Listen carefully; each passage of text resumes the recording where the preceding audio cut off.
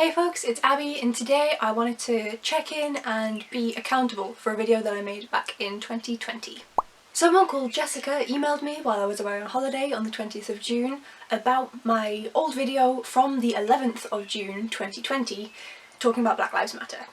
She emailed me saying that she appreciated the video but that she wanted to know about whether I'd actually taken steps towards what I'd said I wanted to do, if I'd actually taken accountability. I adore the fact that someone has called me out on this. Like, I should have called myself out on it already, but I'm so happy that Jessica has. So thank you, Jessica, I really appreciate it. And today I'm going to be taking a look at the one goal that I set myself in that video, see how I'm doing with it, and see what else I'm doing to actually accomplish that. So in that video I talked about the reasons why we should care, people that you should go follow, who I also still agree with, by the way, still watch them, they're still great, and also my one goal, which was to read more BAME authors. BAME is the term that we use in the United Kingdom, that is Black, Asian and Minority Ethnic. BIPOC stands for Black, Indigenous and People of Colour. We don't have people of colour who are Indigenous here in the UK, the Indigenous people are white, so we don't use that term, we use BAME instead. But because of the influence of the US, we tend to use the terms interchangeably, so bear with me for whichever one I choose to use. So I wanted to read more BAME books. So, in 2020 itself, I went and had a look back at my stats. I read 78 books in total, and 13 of them were by authors of colour, which is not the highest number. I then looked and was like, okay, so how many of those are after I made the video? How much of a difference was I making from June onwards? 10 of them. I read 3 books prior to that video, prior to everything that kicked off, so George Floyd's murder by the police, the massive Black Lives Matter protests. Before that I read 3 books by people of colour that year, which is ridiculous. But in the latter half of the year I read another 10, totalling 13.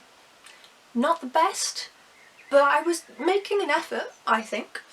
So then I looked at 2021, then I read 105 books, including any DNFs, and out of all of those, 19 were from authors of colour, which is better.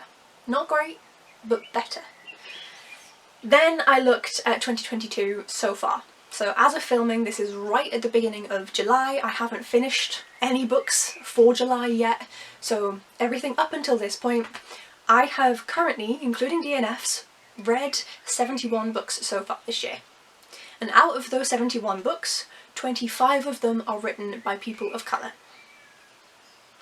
That is still not high enough, but I am seeing a trend of increase. So if you compare that to when I was already then trying to make a more active effort in 2020, after the summer where everything blew up and I was actually made aware of everything a little bit more heavily than I was before, I read 10 books.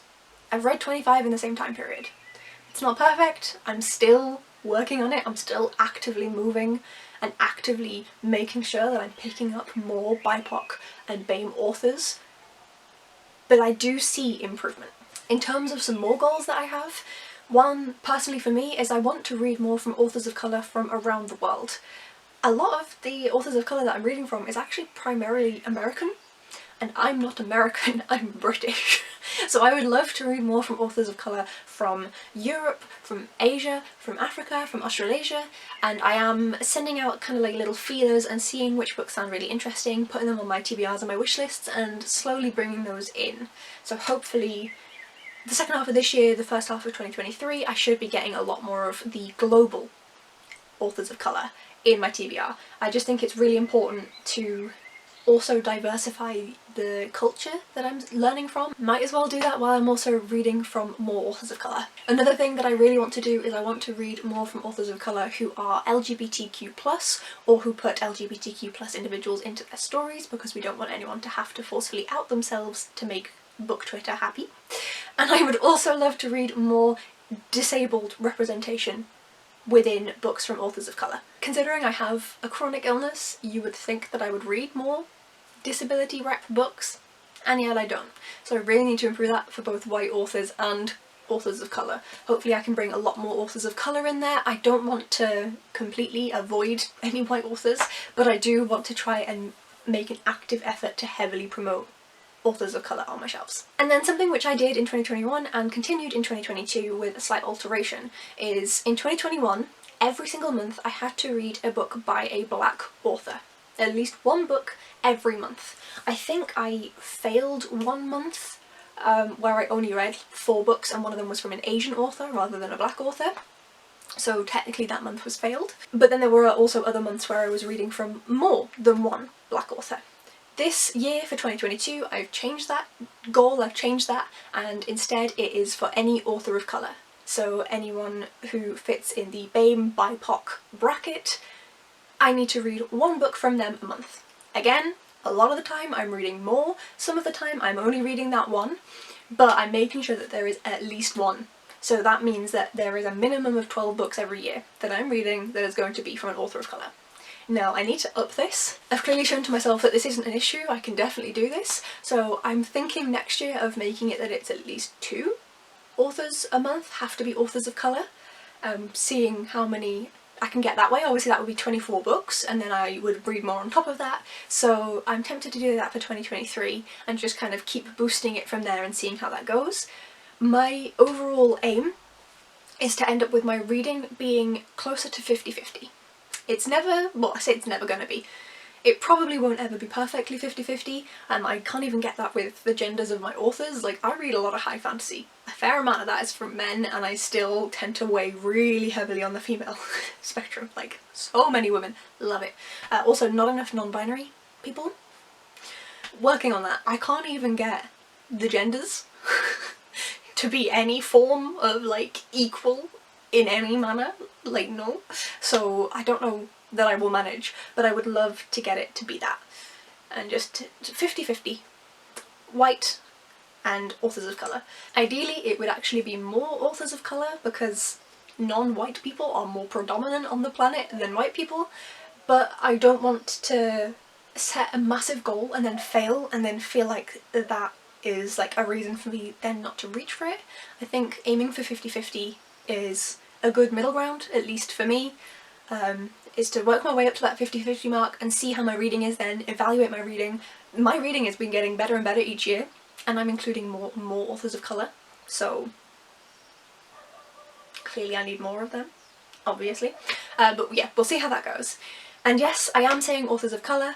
Of course, the Black Lives Matter protest is emphasising the fact that black lives in the United States are considered inferior.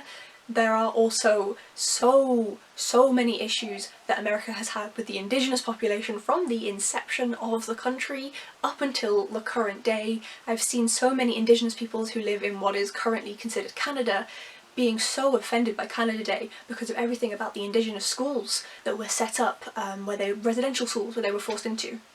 And they're finding more and more bodies every day. And then on top of that, especially with the world event, Asians have been getting a lot more hate because of that, as well as obviously all the other stupid reasons. So I was wanting to make sure that I'm not just focusing on one group.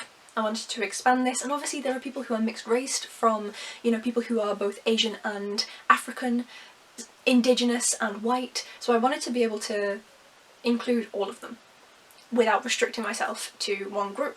And that way I also get a lot more diversity in the stories that I get. I've read some amazing books by people of colour so far this year, so I'm excited to read some more. In Jessie's email they also asked whether my education has improved in terms of information about Black Lives Matter. Yes. I originally filmed a clip for this being like, oh no, I don't think so, and then I realised that in living with my partner for the first time this year, just a lot more things have come up naturally in conversation that we wouldn't message about. He's not a phone caller. And there's been a few things that I've been able to educate him about that I didn't know prior to the summer of 2020. The main recent example being Juneteenth. I was able to tell him all about it, and that is something that I didn't know before. I've learned a lot more about the atrocities committed against Indigenous people since prior to the inception of the United States, as well as in Australia, when Britain sent over people there as well. And I've also started recently learning more about the essentially concentration camps for Japanese people in the US. I don't know enough details yet to kind of discuss that. That's something that I'm still learning about. But I do think that I am improving. I still don't know everything. I still don't know enough. I don't know if I ever will, but I'm learning. So I can say that yes, I am doing that, and I'm quite pleased that I've managed to do that without actually intentionally like sitting down every week and trying to learn something. It's just something that I've been doing as a person in the background, so I'm quite happy with that. Now, similarly to the last video that I made in 2020, I'm going to end up this video with 4 black creators that I think you should go watch more from. 3 are from BookTube and 1 is from CreatorTube. I love them all. So I'm going to start with the CreatorTube individual, and that is Cachet from Shade with the Hobbies. She is amazing. She was on AuthorTube to start with, but she's now delved a little bit further in. She does a little bit more than just writing. She wants the flexibility, so CreatorTube. She crochets a lot, and she has so many live streams, so many amazing discussions about the importance of learning about Black history. Highly, highly recommend. Then the BookTube channels. I'm going to start with the obvious, Olivia Savannah from Olivia's Catastrophe. She's obvious because I mentioned her a lot. We read together every single day a chapter of War and Peace in 2021. So she was mentioned frequently on my channel, and I adore her to pieces so much. She has what I think is an amazing reading taste. She also knows my reading taste perfectly. Like, if she thinks I'm gonna like a book, I'm gonna like the book, which is very helpful to have. And she also has amazing recommendations both for literature and for Black written literature specifically. Highly, highly recommend.